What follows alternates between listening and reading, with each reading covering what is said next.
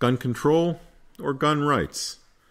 Second Amendment whack job or filthy, dirty liberal? This is Alan with Quarter Horse Arms, and in this podcast, I'm going to try and sound like the voice of reason and find a nice middle ground where maybe the two diametrically opposed groups can meet. On the other hand, you could tell me I'm full of shit and stick to something else. Well, we'll find out one way or another. So the Constitution says you have the right to keep and bear arms, and yes, I know that the NRA and everybody else fails to finish the rest of that sentence, something like in a well-regulated or well-organized militia. And the gun control people go, no one needs guns. And some of them are even going, we don't need police. Well, we'll find out one way or another. So why are we so diametrically opposed?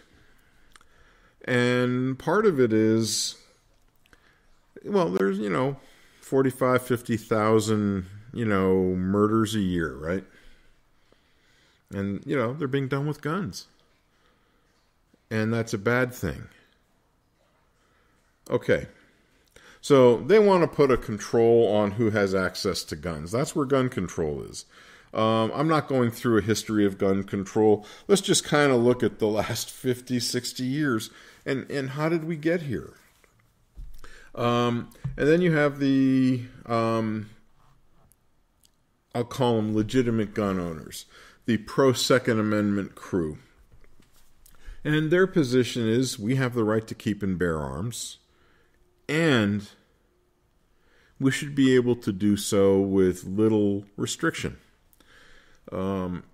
So bad shootings happen. First thing they do is ban assault rifles. Did it change the crime rate? No, not at all. So, okay, you can have the assault rifles back.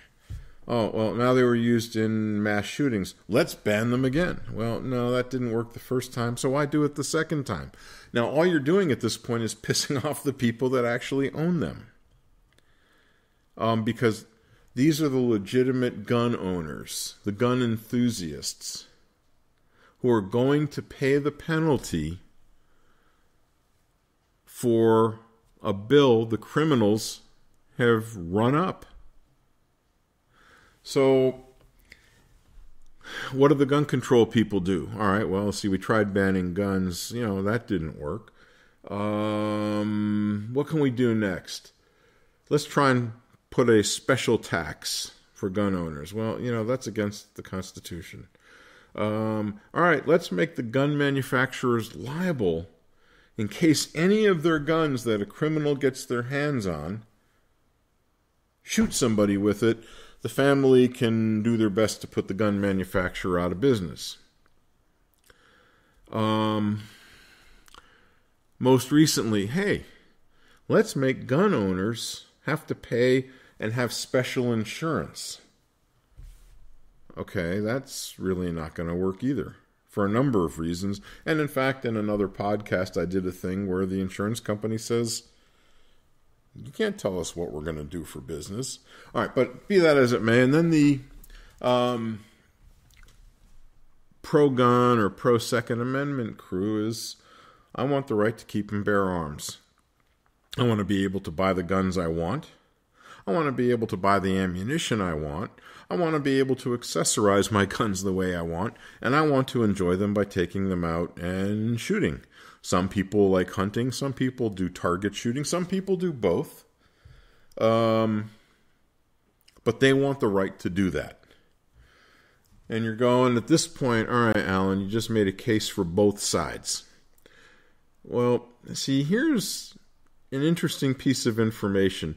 When the pro-Second Amendment crew start citing data and evidence that gun control doesn't work, the gun control people start citing data and show that it does work. The dumb thing about it is both groups are using the same research data. They're both using the flawed data from a whole bunch of studies and using it the way they want. Yes, ARs are used in crimes. Well, yeah, so are any other host of guns. Well, they're used in mass murder. Okay, so what's your point? I own a few, and I don't commit mass murder. Why should I have to give up my guns? And the Second Amendment crew is throwing back, going, and it's an old cliche, guns don't kill people, people kill people. And they're 100% correct. But every time you start seeing somebody's toes get stepped on, you got to push back hard. And so when you're saying, all right, guns are bad, we need to ban the guns, and the other group is saying there's nothing wrong with the guns, how about taking the people that use them to commit crimes off the street? And that doesn't happen. So if you're going to go, Alan, you said you were about to be the voice of reason. Well, all right, maybe. Do I consider myself pro-Second Amendment? Yes, I do. Do I think that we need to get criminals off the street? Yes, I do. Am I a fanatic about it? No. Although I did have a friend accuse me of listening to NPR, which I can assure you I don't do. Mostly because I find the shows boring and I disagree with a chunk of them. So in terms of where do I stand on gun control, the answer is yes. We need to control who gets guns. Bad people should not have guns, and if bad people got their hands on guns, they need to go away for a long time.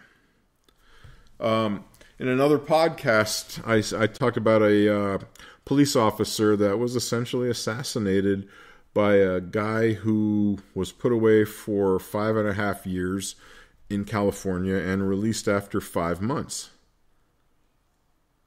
And then he went and killed a cop. And so that happened in an effort to reduce the number of people in prison. Now, why should you not be surprised about this? Well, recidivism, going back and committing the same crime after you've gotten out of jail. We make pedophiles register wherever they move. So over the past several years, I've received an occasional notice that a known sex offender has moved somewhere in the area. The recidivism rate for people committing gun crimes is higher than pedophiles. The pedophiles have to label themselves. They generally have a pretty tough time in prison, but we have to treat them special. And I understand they're going after kids. The gun people are being pretty indiscriminate. The criminal gets out, gets his hands on a gun, he uses it again. So in terms of stance, how about finding a middle ground? And I'm not saying, okay, we'll give up these ARs in exchange for this. How about putting the different groups together in a room and not letting them out till they come to some sort of agreement? Well, wait, that would violate their constitutional rights, so I guess we can't have that. But instead of looking at extremes, why not find a middle ground? Why not come up with something as simple as, you commit a crime, let's say it's 5 to 10 years, whatever the sentence is. No big deal. Well, especially not a big deal to me because I'm not going to commit the crime and I'm not going to have to serve in prison. So let's say it's 10 years. You committed some crime, you get 10 years. You get caught with a weapon. It adds 15 years to it without any possibility of parole for that portion of the crime. And if you used the weapon, add another 10 years. Keep them off the street. There was, an interesting case or an interesting article written by somebody at Duke Law, and I did a podcast on it. And, one of the things that I actually forgot to mention in that article was they're going, oh yeah, the police don't need to be armed because in Fiji and Botswana and wherever else, the police don't carry guns. And the reality is, yeah, you know what? You're right. But this is not Botswana, Fiji, Samoa, or wherever. A lot of those countries, the military gets involved, meaning a bunch of guys with automatic rifles show up and they fix the problem one way or another. So the police get to stay unarmed, but they get an armed response to the criminals. So if we find a middle ground, meaning how about we start doing things like if you commit a violent crime, you will be off somewhere else for a long time. And we come to a consensus that says, hey, you know what? That makes sense. And then we go, okay, let's look at it from the other side now. So, all right, we're willing to put these bad guys behind bars. What are we going to get in exchange? I don't know what you could offer in an exchange, but maybe the offer might be you agree to keep your weapon secure when it's not on your person. Okay, all right, so we're going to make the guns less accessible, which is a good thing, especially, if kids are around or, you don't want somebody going, hey, look at this perfectly good 45 laying out on the table. Let me take it. And we do something unique and exciting like, if your gun was stolen, you are obligated to tell the police that it was stolen. Okay, so now we've got one group saying, okay, we will make our guns more secure, whatever that means. And we agree that as honest, law-abiding gun owners, that if somebody steals a firearm from us, we will report it to the police as soon as possible. And then the other group is going to say, okay, well, if you do that and we throw people behind bars, why don't we see if that works? It might. I mean, you could say, Alan, you're full of shit about this, but if you've been butting heads for 50 years and getting nowhere, you're doing the same thing over and over and over again, that's one definition of insanity. And then you have to throw into the mix the political component, because if I'm going to run for office or I need to run for re-election, I've got to show that I've done something. So let me pick something high profile and let's put it out there that there's no way in hell the other group is going to go with it. Well, but I tried, and it was the bad other people that stopped me. No, it wasn't the bad other people that stopped you. It's because you were just trying to slam people for doing what was their legal right, which is own a gun. So, long story short, is I think the groups have spent so much time fighting each other. The gun rights versus gun control groups, that they both stop listening to each other the second the word gun comes out. So the gun rights crew stops hearing when they start hearing, gun control. All right, doesn't matter what they're saying now, because they've said the magic words and you can tune out now.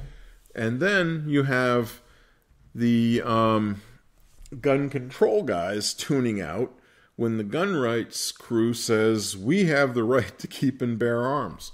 Yeah, it's in the Constitution. Yeah, it's a good catchphrase. Yeah, are they right? Definitely. Well,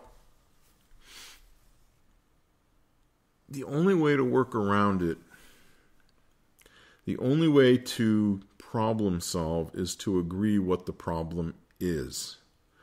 And each and every time something happens, the gun control group it's the guns that are causing the problems. I refuse to believe that they're that stupid. but they seem to be married to that particular thing.